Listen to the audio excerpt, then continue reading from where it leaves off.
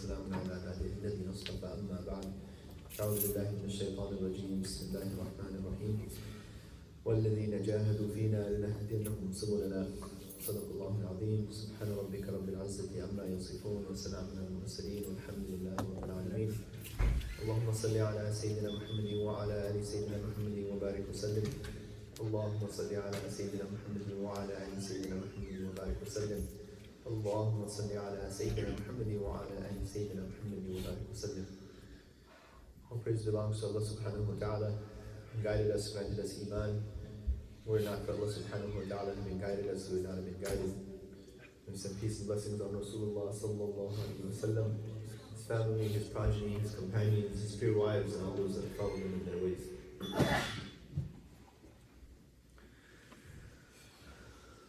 Allah subhanahu wa ta'ala made the life of Rasulullah sallallahu alayhi wa sallam an example for us. And he calls Rasulullah sallallahu alayhi wa sallam uswatun hasana, an exemplary figure, an excellent example for us. And his life was such a life that it was filled with every difficulty and hardship you could think of. Even before his birth, there was already difficulty. His father passed away before he was born, already born as an orphan. His mother passed away by the age of 6. His grandfather passed away at the age of 8. And his whole life is filled with difficulties. He watched some of his wives die. He watched 6 out of his 7 children die. 6 out of 7 children he watched die. And the 7th one, he knew her death was coming also, Fatima radiallahu anha. And he told her as he was dying, "You will be the first of my family to join me." His son, one of his sons, Ibrahim, he died, and it's mentioned that he was reaching the age of toddlerhood. So those that have children will know that you have a love for the child before it's even born. And when the child is born, love grows. But when the child reaches the age of 2 or 3, it's different because the personality of the child is there. You have interaction. It's not just a sleeping baby all the time. So the ulama mentioned that Rasulullah sallallahu alaihi wasallam lost his son Ibrahim when he was in the toddler years, as opposed to losing him in infancy. That was more difficult. So even in that, Rasulullah sallallahu alaihi wasallam was given the more difficult of tests. And then he was given the command of Allah subhanahu wa ta'ala to spread the message of Islam, and his family turned against him, and his tribe turned against him, and he was told that you will be thrown out. And Waraqa bin Nawfal said, "If I was with you when your family turns you out, when your people turn you out, I would have supported you." And Rasulullah said, "Will they actually turn me out?" He said, "Yes. No prophet has come with what you are sent with, except that his people turned against him."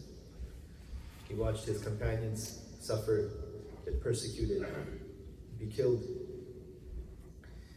And his entire life, Rasulullah went through difficulty. And that difficulty was there so that we could have a connection with him. You see, Rasulullah, his entire life makes him accessible to us. Ulama Ikram mentioned, this is why Rasulullah didn't read. He was the unlettered prophet. And he didn't have wealth. He was not a rich person. By being an unlettered person and by being somebody in poverty, made him accessible to the entire ummah, to the entire world. Because if he was wealthy, then those that don't have would have said, no, his life is different. How do we relate to something like that, to someone like that? So his whole life is an example for us. So there's a very good book by Maulana Tamim Ahmadi from the Bay Area, compiled it. It's called? What's it called? No. Sacrifice. And it's a compilation of the different ahadith and a little bit of explanation of all the different ahadith pertaining to the difficulties that Rasulullah sallallahu alaihi wasallam went through. A very good book. We should have it on our bookshelves. We should have it on our bedside tables. We should be reading it, look into it, read it all the time. It's a book to go through little by little, not to just finish all in one day. Little by little, read it, a few hadith, and reflect. But despite all of those difficulties, one day Aisha radiallahu ta'ala anha asked him, what was your most difficult day? And Rasulullah sallallahu alaihi wasallam, what does he tell her? He doesn't mention the boycott, which lasted for 3 years, that him and his family and all the Muslims were pushed to the outskirts of Makkah Mukarramah because of their belief. No one was allowed to marry into their family. No one was allowed to have the Banu Hashim marry into theirs. No one was allowed to buy and sell with them. So the people, the Muslims, were not gaining any wealth, so they couldn't purchase anything. They weren't even allowed to purchase anything. We talk about Islamophobia now. What Islamophobia do we face compared to that? Someone makes fun of our name, right? So they weren't allowed to buy and sell, and as a result, they suffered a great amount.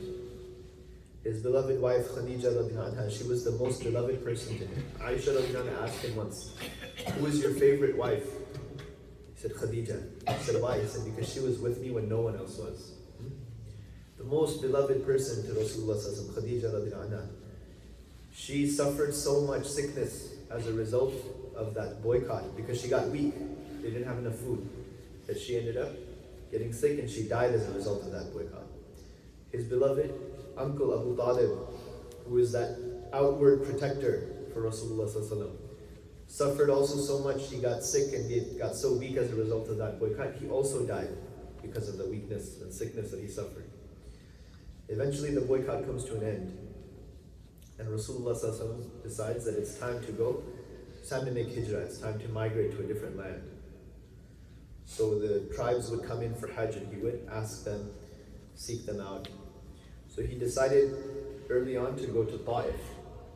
This is roughly the 10th year of revelation, because boycott was 7 to 9, 7, 8, and 9. Rasulullah says, not Hijri, years of revelation, meaning that years 7, 8, 9 years after the very first revelation. So about 10 years, Rasulullah goes to Ta'if, which was the sister city of Makkah Mukarramah. And he asks them, he meets them, he tells them about Islam. And the leaders there, they told Rasulullah all types of ridiculous things. And one of them said to him that if you are truly a prophet, then I don't deserve to speak to you, you're above me. And if you are not a prophet, then you're lying and you don't deserve to speak to me. He's speaking to Rasulullah with such ill manners. And then on top of that, they took the children and they took the slaves and they told them to pelt Rasulullah and his blessed body, these stones. Rasulullah had taken his beloved adopted son and freed slave Zayd radiallahu anhu with him. Zayd was protecting Rasulullah. He's trying to block and be a human shield for Rasulullah. Both of them were injured. The stones pelted both of them, and the Mubarak and blessed blood of Rasulullah even dripped down his legs and filled his sandals. We get a cut on our foot, right? It stings. But it doesn't fill our shoes. His sandals were filled with his blood. That's how hard he was hit and how much he was hit. So he goes out of Ta'if and he makes a dua to Allah subhanahu wa ta'ala. He goes into this orchard, and the orchard itself was owned by a couple of enemies of Islam. But even the enemies of Rasulullah sallallahu alaihi wasallam, they looked at him and they felt sorry for him in that moment. Think about that. The enemies of an individual feel sorry for you. That's how bad it was. You know, when there's bullies and things like that in school and whatnot, something happens to us, everyone laughs. Right? They don't feel bad for us. But the enemies felt bad for Rasulullah sallallahu alaihi wasallam. So he stands and he makes dua to Allah subhanahu wa ta'ala. He says, Allahumma inni ashku du'fa quwwati. He says, what? Ya Allah, I complain to you about my own weakness. He doesn't complain to Allah subhanahu wa ta'ala about, why is this happening to me? Why does Allah do this to me? Why doesn't this happen to anyone else? Why does it always happen to me? These are the things we end up saying when we complain. You know, why does it always happen to me? Almost as though we're saying it should be happening to others. No, Rasulullah said, Ya Allah, I complain, but I'm complaining of my own inability, my own weakness. Then he goes on and he says, Ya Allah, as long as you are not angry with me, then فَلَا أُبَالِي, then I am not, it doesn't matter to me. But Ya Allah, al-afiyatu awsa'u li, that goodness is more accommodating to me. That would be easier for me, be better for me. And then he says, Ya Allah, Allahumma inni a'udhu bika min nuri wajhik, that I seek refuge in the light of your countenance, nuri wajhik, that light which extinguishes all darkness. And after he's done with this dua, the angel that was head of the mountains comes to Rasulullah ﷺ and says, if you would like, that I will move these two mountains and I will crush the city that is between them. And Rasulullah ﷺ, even in that state, he says, in his most difficult day, he says, maybe their progeny will believe. And it was such that their progeny did accept Islam. But Rasulullah ﷺ said this was the most difficult day. He tells Aisha that he said Ta'if was the most difficult day for me. He stayed in Ta'if for about 10 days, undergoing all of that. So what was the answer to this dua? The answer to this dua was the Isra wal Mi'raj. Because it's mentioned that Rasulullah ﷺ went on his journey in a wakeful state, and he ascended the heavens, and he went to a place that even Jibreel alayhi salam could not go, and he entered that divine proximity and witnessed this nur that he made dua, that he sought refuge and protection in. This nur, he experiences this. So the ulama mentioned that there were 3 gifts given to Rasulullah ﷺ on that day, the Isra al-Mi'raj. Those 3 gifts were what? Forgiveness, that his entire ummah will be forgiven eventually. Right? So it's not a free pass for us, thinking that I can do what I want, I'm going to be forgiven because of Isra al-Mi'raj. Right?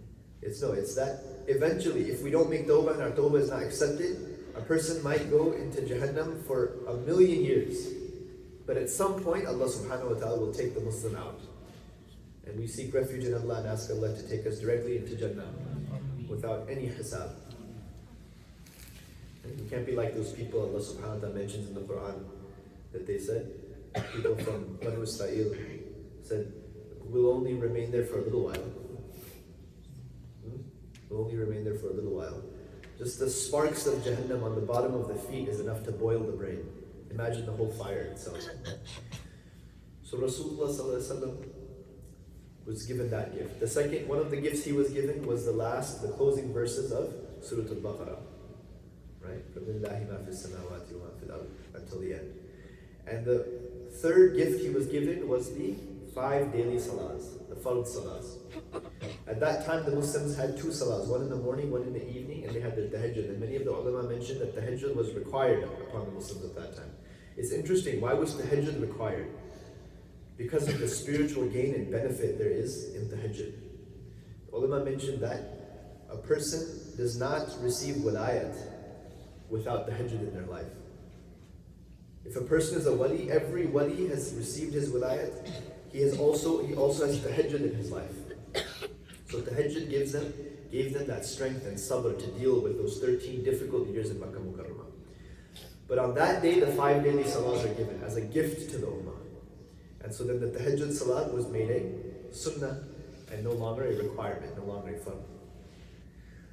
So from this, the ulama mentioned that what we can understand is that the answer to the dua of Rasulullah ﷺ was the Isra wal Mi'raj. The Isra wal Mi'raj was the greatest, perhaps the greatest human experience after revelation.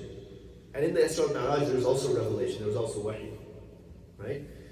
You have the birth of Rasulullah ﷺ, which is probably the greatest thing to happen to this world.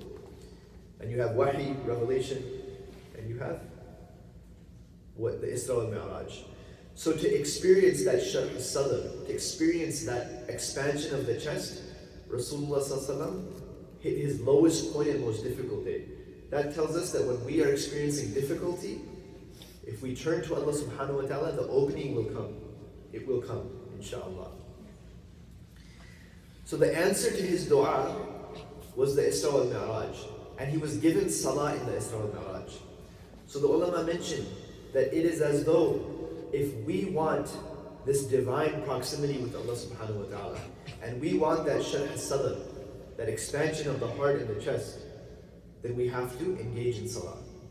The salah is so important. Right in the beginning of the Quran, Surah Al-Baqarah, Allah subhanahu wa ta'ala speaks about iman bil ghayb, belief in Allah subhanahu wa ta'ala, belief in the unseen. He's speaking about aqidah, theology, aqidah, which is the most important aspect of our deen. And right along with that, he says, وَيُقِيمُونَ الصَّلَاةِ. Right? That who are these people? They are the ones who establish salah. All throughout the Quran, Allah subhanahu wa ta'ala speaks about salah. So if we want that spiritual opening, and the patience to deal with our difficulties, and that closeness to Allah subhanahu wa ta'ala, we have to have salah in our life.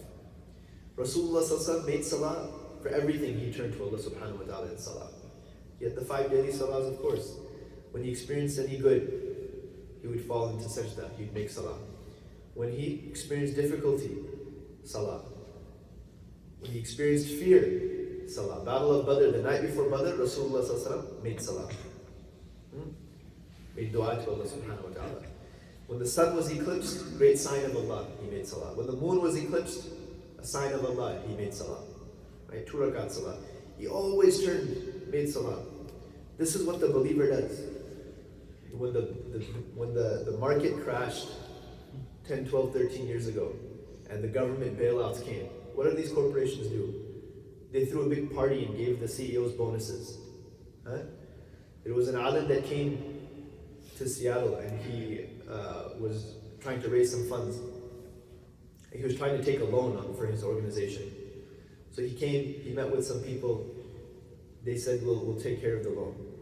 He was so happy. What is the first thing he did? He fell and made sajda to Allah subhanahu wa ta'ala.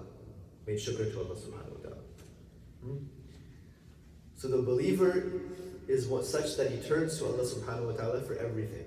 When Rasulullah sallallahu alaihi wasallam had a decision to make, salatul istikhara. Right? He'd make salah. The Sahaba used to make salatul istikhara on whether to buy a shoelace or not. Salatul istikhara is not only for getting married. Right? So always turning in salah, always turning in salah. We have salah that is there 5 times a day. Why is it there? So that when we wake up in the morning, we can remember Allah. When we take our lunch break, we can remember Allah with the dhuhr. When we come home from work, the asr, we can remember Allah. When we have dinner at maghrib, we can remember Allah. And before going to bed at isha, we can remember Allah subhanahu wa ta'ala. So that this does this as a tarbiyah of us, that we can learn to make salah and remember Allah subhanahu wa ta'ala. Because if we leave out salah, there's a hadith of Rasulullah sallallahu alaihi wasallam, which in summary is what? That the line between belief and kufr is salah. And Imam Ahmad bin Hanbal rahimahullah, one of his opinions was that a person who doesn't make salah, perhaps he's out of Islam. That's not the dominant position, and that's not his only position. But the salah is something that is very serious. So always turning to Allah subhanahu wa ta'ala in salah. And the salah, if we don't make it, then what happens? The heart becomes hardened. Allah subhanahu wa ta'ala says, كَلَّا بَلْ رَانَ عَلَىٰ قُلُوبِهِمْ مَا كَانُوا يَكْسِبُونَ. Because of the rust that was on their hearts, because of what they used to do. That's what makes our iman weak. The sins that we commit, it brings a rust on our heart. And the salah is what? Just like Rasulullah said, walking through the stream, the river, and it's washing us, taking a bath. Imagine every time we go in and out of our house, we're taking a shower. There's a shower outside the door, and we go through and come back. We won't be dirty, right? This is what the salah does for us. And so it allows our hearts to become, to remember Allah subhanahu wa ta'ala and come away from ghafla. And if the heart experiences ghafla and heedlessness, then it fails to remember Allah subhanahu wa ta'ala. And remembering Allah subhanahu wa ta'ala is so important that Rasulullah sallallahu alaihi wasallam has said in the hadith that the last and final day will not come, the day of judgment will not come as long as there is even one person saying Allah, Allah. This is the beautiful name of Allah subhanahu wa ta'ala and what power it brings. So Ramadan, we're experiencing so much bliss in Ramadan. We're making so much salah. We're making so much salah. MashaAllah, we're in this gathering that Allah subhanahu wa ta'ala has described Jannah with the description that we're experiencing here. Right? لا يسمعون فيها لغوا ولا كذابا لا يسمعون فيها لغوا ولا تأثيما. That in it they will not experience In Jannah, you will not experience, you will not hear any lies, you will not hear any sin, any vulgar talk, no futile talk. MashaAllah, are we hearing any? I haven't heard any futile talk. I've been here a few days. This is like a garden from the gardens of paradise. So we have to fill our life with ibadah, and inshallah, we will also have that opening and that bliss in our heart. Allah subhanahu wa ta'ala give us tawfiq and make us people whose hearts are cooled with salah, and we constantly turn to Allah subhanahu wa ta'ala in salah and remembrance, and never ever miss a single salah in our life.